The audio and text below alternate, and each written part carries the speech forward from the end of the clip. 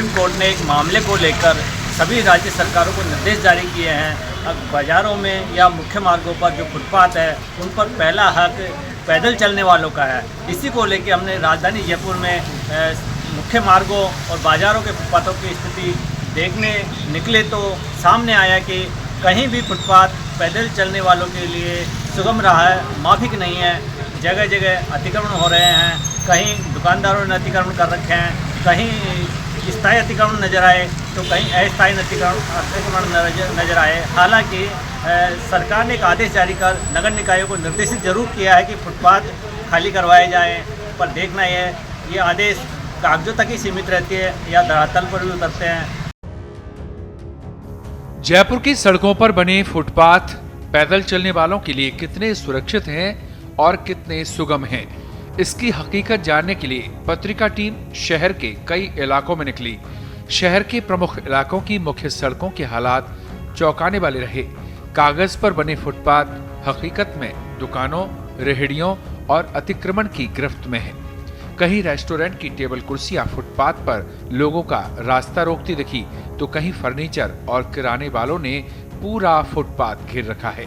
कहीं कहीं तो हालात ये है कि फुटपाथ घिरा होने के कारण पैदल यात्री को तेज रफ्तार वाहनों के बीच सड़क पर उतरकर गुजरना पड़ता है। हर 20 से 30 कदम पर फुटपाथ दुकानों, टायर पंचर वालों, फोटो स्टेट और सिलाई मशीन वालों की गिरफ्त में नजर आता है। बिजली के बॉक्स, ट्रांसफार्मर और टूटे फूटे हिस्से फुटपाथ का सफर और भी खतरनाक बनाते नजर आते हैं। राजा पार्क क्षेत्र की गली नंबर 3 चौराहे से गोविंद मार्ग के सफर की बात करें तो 400 कदम की दूरी में महज 55 कदम ही फुटपाथ पर चल पाए। बाजार में 2 दुकानें बंद थीं, वहां फुटपाथ खाली मिला।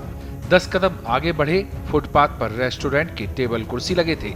इससे मुख्य सड़क पर आना पड़ा। आगे फर्नीचर और किराने की दुकान वालों ने पूरे फुटपाथ को घेर रखा था, जिसकी वजह से करीब 28 कदम सड़क पर चलना पड़ा। फिर आगे 2 दुकान बंद थी तो फुटपाथ पर चलने का मौका मिला।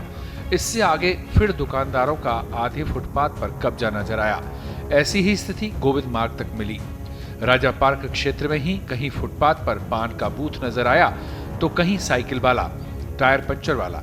फुटपाथ पर बिजली का डीपी, बॉक्स और वायर लगे मिले, जिन्हें लांघकर आगे बढ़े तो कहीं फुटपाथ 1 फीट नीचा तो कहीं आधा फीट ऊंचा मिला। करीब 80 कदम चलने के बाद फुटपाथ पर ट्रांसफार्मर मिला। ऐसे में सड़क पर चलने को मजबूर होना पड़ा। परिणामी चौराहे तक फुटपाथ पर ऐसे ही अतिक्रमणों का सामना करना पड़ा। टोंक रोड की बात करें तो टोंक रोड पर भी फुटपाथ का यही हाल नजर आया। यहाँ भी फुटपाथ पर अस्थायी दुकानें चल रही हैं। गांधीनगर मोड़ के पास एक बहुमंजिला इमारत के बाहर फुटपाथ टूटा हुआ है। वहीं आगे मॉल के बाहर फुटपाथ की जगह गाड़ियां खड़ी मिली। ग्रेटर नगर निगम मुख्यालय के बाहर तो फुटपाथ पर पेड पार्किंग हो रही है। एवरेस्ट कॉलोनी के नुक्कड़ के दोनों ओर फुटपाथ पर दुकानदारों का कब्जा था। पंचर वाले और फूल वालों ने फुटपाथ पर दुकानें सजा रखी हैं। हालांकि ग्रेटर निगम से रामबाग तक फुटपाथ पूरी तरह सही मिला। रामबाग से नारायण सिंह तिराहे तक फुटपाथ पर रेलिंग नहीं थी। नारायण सिंह तिराहे पर 2 जगह ट्रांसफार्मर लगे मिले। पुलिस वालों ने फुटपाथ पर ही केबिन बना रखी है। परकोटे की बात करें तो किशनपुर बाजार क्षेत्र में अजमेरी गेट से ही फुटपाथ अतिक्रमण से घिरा हुआ है। कहीं फुटपाथ पर कार और मोटरसाइकिलें खड़ी मिली तो कहीं व्यापारियों ने दुकानों के बाहर फुटपाथ पर साइकिलें सजा रखी हैं। कई जगह किराना दुकान वालों ने दुकानों का सामान सजा रखा था। महाराजा बालिका विद्यालय तक फुटपाथ पर 2 पहिया वाहन खड़े मिले। वहीं बीच बीच में साइकिल के दुकानदारों ने साइकिलें लगा रखी हैं। बाजार के दूसरी ओर भी फुटपाथ पर साइकिलें सजा रखी हैं। इस बाजार में स्मार्ट सिटी के तहत पैदल यात्रियों के लिए स्मार्ट फुटपाथ बनाए गए थे। इस पर लाखों रुपए खर्च भी किए, लेकिन यह पैदल यात्रियों के काम नहीं आ रहे। जयपुर से राजस्थान पत्रिका के लिए अश्विनी भदौरिया के साथ गिरिराज शर्मा की रिपोर्ट। देश दुनिया की ताजा खबरें और वीडियोस के लिए अभी डाउनलोड करें पत्रिका ऐप।